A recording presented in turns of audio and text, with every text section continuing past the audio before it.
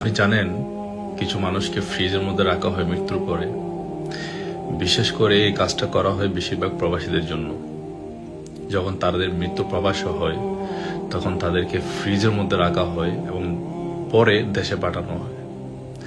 যখন তাদেরকে ফ্রিজের মধ্যে রাখানো হয় তখন আপনি একটা জিনিস চিন্তা করেন, আপনার চতুর্পাশে বন্ধ, ঠান্ডা, একদম শীতল ঠান্ডা। যেখানে আল্লাহ পাক বলেছেন একটা মানুষ যখন মারা যায় তখন তাকে যতক্ষণ দুনিয়াতে রাখা হয় কবর না দিয়ে ততক্ষণ সে কষ্ট পেতে থাকে। এটা কোরআন এবং হাদিস দ্বারা প্রমাণিত। আপনি চিন্তা করেন, আপনাকে ফ্রিজের মধ্যে রাখা হয়েছে, হ্যাঁ, চারদিক দিয়ে বন্ধ। এরপর আপনাকে করা হবে আপনার পোস্টমর্টম কেন করা হয়? কারণ যেন ডাক্তার জানতে পারে বা গভর্নমেন্ট জানতে পারে তার মৃত্যুটা কেমন করে হয়েছে। তখন তার বডি থেকে সমস্ত রক্তকে বের করে ফেলে যাতে কোনো ইনফেকশন না হয়।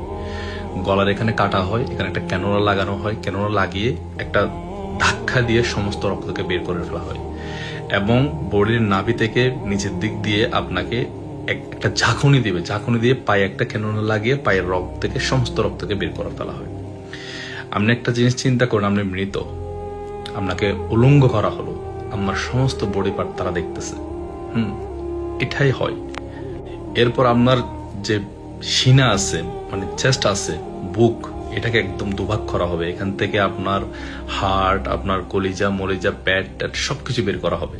বের করানোর পরে আপনাকে ওখানে কিছু কেমিক্যাল ঢেলে দেওয়া হবে যাতে অনেকক্ষণ পর্যন্ত বডি ঠিকঠাক থাকে এবং গাম দিয়ে আপনার এই ঠোঁট দুটাকে বন্ধ করে দেওয়া হবে। গামের সাথে যদি বন্ধ নাও হয় তাহলে এখানে সেলাই করা হবে।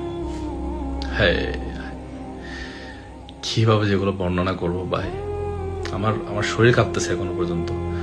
আল্লাহর কাছে আজকে জুমার দিন দোয়া করি যাতে মৃত্যুটা যেন দেশে হয়, এবং দেশে যদি নাও হয় আমি বলে যাচ্ছি এখানে আমার যে পরিচিত আছে, এবং আমি বলে যাবো যে আমার মৃত্যুটা যদি আনফরচুনেটলি যদি এখানে হয়, আল্লাহ পাক বলেছেন যার মৃত্যু যেখানে লিখে রাখছে সেখানে হবে।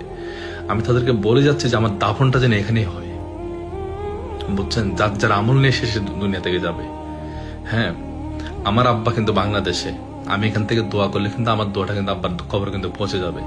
আমার সামনে যে কবর দিতে হবে বিষয়টা তেমন না।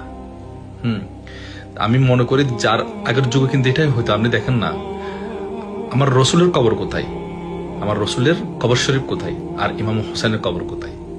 হ্যাঁ, তৎকালীন থেকে এটা প্রচলিত যে যেখানে ইন্তেকাল করতো তার কবরটা ওখানে হতো এবং ওখানেই হওয়া উচিত, ওখানেই হওয়া উচিত।